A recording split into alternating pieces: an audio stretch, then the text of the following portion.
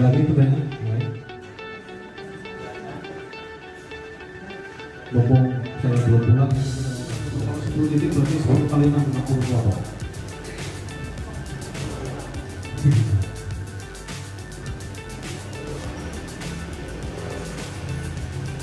Barang bukti lain menghadapi terhadap korban kekerasan terhadap perempuan dan anak, juga tindak pidana perdagangan orang. Jadi nakes itu harus lebih paham bagaimana awal yang harus kita lakukan.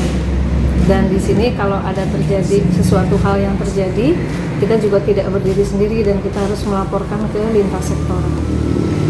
Lantas terkait kasus perundungan segala termasuk juga di sini dibahas nggak? Iya, itu salah satunya itu, dan kemudian nanti setelah sosialisasi ini dan teman-teman juga paham, sehingga di dalam internal puskesmas sendiri itu ada satu set alat sehingga bagaimana untuk menangani dari kekerasan anak-anak, dari kekerasan perempuan, itu step by step, itu SOP-nya ada, kita dibuat kesepakatan, dan kemudian ada SK secara internal dan nanti juga ada SK secara keseluruhan dari Forkopimda. Lantas untuk ke sekolah sendiri apa yang dilakukan Bu agar kayak kejadian bullying kemarin biar tidak terulang lagi? Iya. Setelah kita sosialisasi secara internal, kemudian nanti kita juga ada sosialisasi tingkat kecamatan, desa, kemudian kita nanti ada sosialisasi di tingkat sekolah-sekolah. Sehingga nanti salah satu contoh, misalnya ada anak sekolah, kemudian luka tangannya, kita tidak boleh percaya 100% apa yang keluar lisan dari anak tersebut.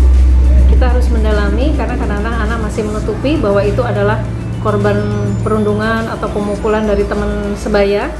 Dan kita jangan percaya bahwa itu hanyalah sebuah jawaban dari anak, misalnya dia hanya jatuh saja. Nah, nanti dengan adanya kita sosialisasi di tingkat sekolah, sehingga diharapkan para ibu guru paham tentang keadaan anak-anak yang di sekolah, kemudian juga di tingkat masyarakat, apalagi khususnya bagi ibu-ibu yang memiliki anak-anak sekolah.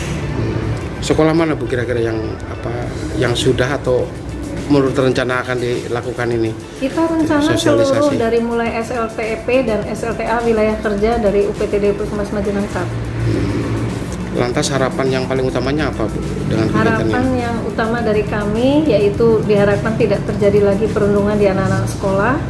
Kemudian yang kedua, kita juga harus dari mulai lintas sektoral, dari nakes, guru, Forkopimda, dari Polsek, kemudian dari para ibu juga lebih memahami bagaimana tentang pertumbuhan anak-anak kita, anak-anak sekolah, dan para orang tua dan wali murid juga lebih memantau dari anak-anak.